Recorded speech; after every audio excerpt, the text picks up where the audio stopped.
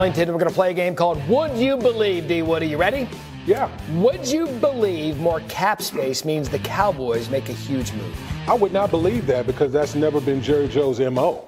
As far as, going out and signing a bunch of free agents, that's never been Jerry's thing. It's all been about draft and develop. Now, I would say that as far as big moves, signing Michael Parsons to a new deal would constitute as a big move for the Cowboys. But as far as going out and spending outside of that, that's just never been Jerry Jones' thing. Well, his thing has been signing guys a little bit too late. We'll see how he operates in the Michael Parsons situation this offseason. Okay, would you believe T. Higgins would make Buffalo the Super Bowl favorite? I would not believe that. It would definitely help the Buffalo Bills, but I still have questions about Buffalo Bills' defense. And so, listen, this Buffalo Bills offense, they transformed last year. Saw them become a lot more run-heavy. I think Josh Allen became a much more efficient quarterback. But again, they got issues on the defensive side that I think that needs to be resolved as well. And the Buffalo, they've just been so close. Them and the Baltimore Ravens, really the same team that's got a Chiefs problem. Can they address any of those in this offseason? Okay.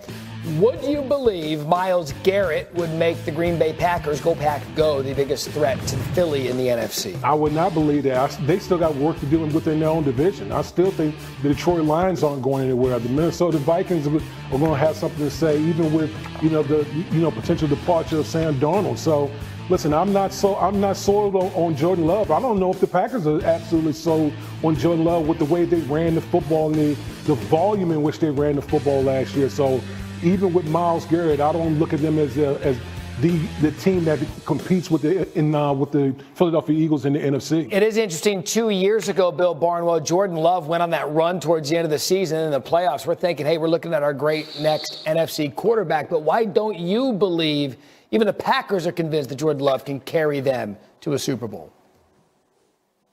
Yeah, the proof is in what you do on game days, the decisions you make, the positions you put your quarterback in, and the Packers are very conservative running the football here. 57% of the time on early downs last year in neutral game scripts, when the games were close, when it wasn't a blowout, they were running the football. Highest rate in football by a significant margin, even higher than the Eagles, who have Jalen Hurts, who's part of the quarterback run game on early downs. Nothing wrong with running the football, but if you have a top 5 guy, if you have a guy who you think is a threat to the other team in the passing game, that they're scared of seeing throw the football, you're throwing the football a lot more on first and second down than the Packers have. Not only last year, yet the year before. So you want to see some growth from Jordan Love. Use him more on those early downs. That's when I think you'll know the Packers believe Jordan Love is a franchise quarterback. I would counter with Jalen Hurts not being a top 5 guy in the league. Yet they ran the ball with Saquon Barkley. He did just enough to get them to the Super Bowl and then performed highly in a Super Bowl. So I don't know that it's necessarily a detriment to a quarterback if you've got a good running game.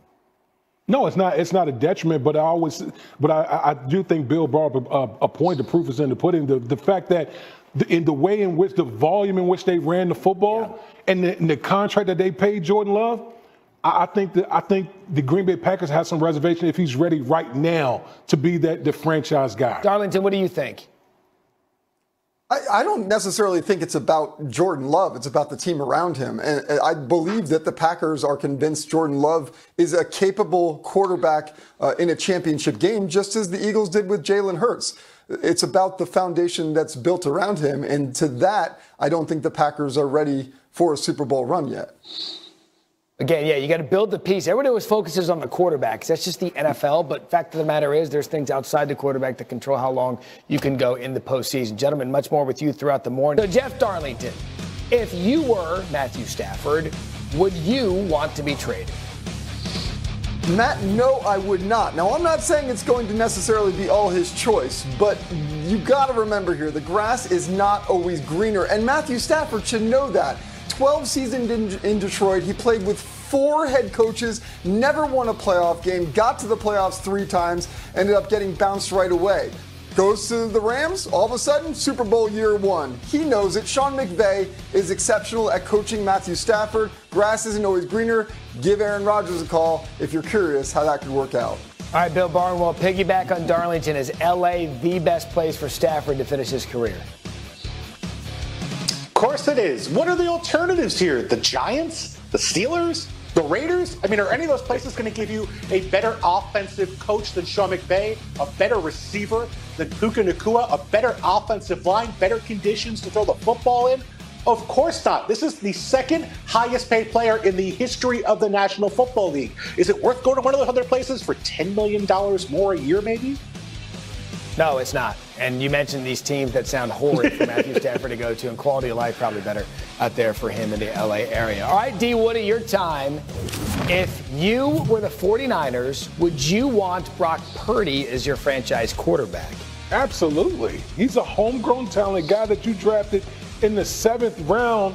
And he's turned into a top 5 quarterback that we have in this league, operating the top 5 offense. Since Brock Purdy became the starting quarterback back in 2022, he's been every bit of that. So you got a guy you drafted, you got one of the best play callers in the National Football League in Kyle Shanahan. Absolutely, you re-sign that guy. So, and Jeff Darlington, on the re-signing front, what do we know about any contract dealings between Purdy and the Niners?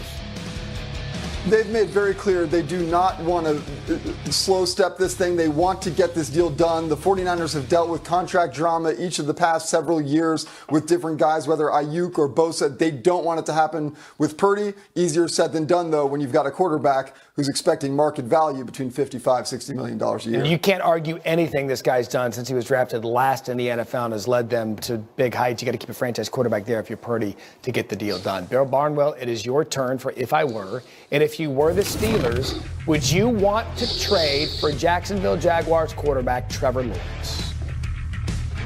Of course I would. This offense has been horrific for the past 4 seasons.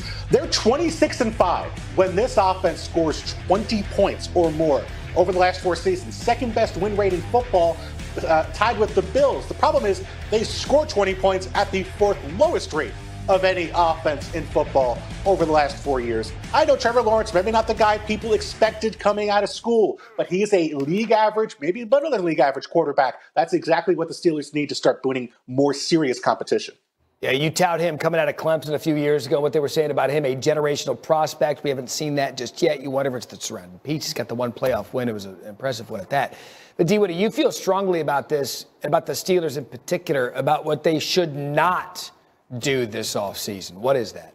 Yeah, listen, you can't stand pat. Like they need a bold move.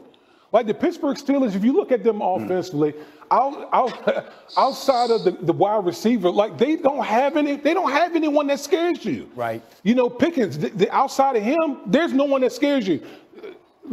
And so if you're the Pittsburgh Steelers, you need to make a bold move at quarterback. Okay? Russell Wilson's not going to work. Justin Fields not going to work. You need to go out and make some type of bold move to bring some juice to this offense, because Bill Barnwell is right. They just don't score enough points consistently. Yeah. If you're going to have any shot at beating teams in your division, the Baltimores, the Cincinnati, the Kansas City's outside, you need to be able to score points consistently, because there's been too much pressure on the Steelers' defense to try to hold other teams down. Yeah, Darlington, I think the good word for the Steelers is they're kind of stuck. They do just enough to make the playoffs, and then they're stuck. Why do you believe they're stuck?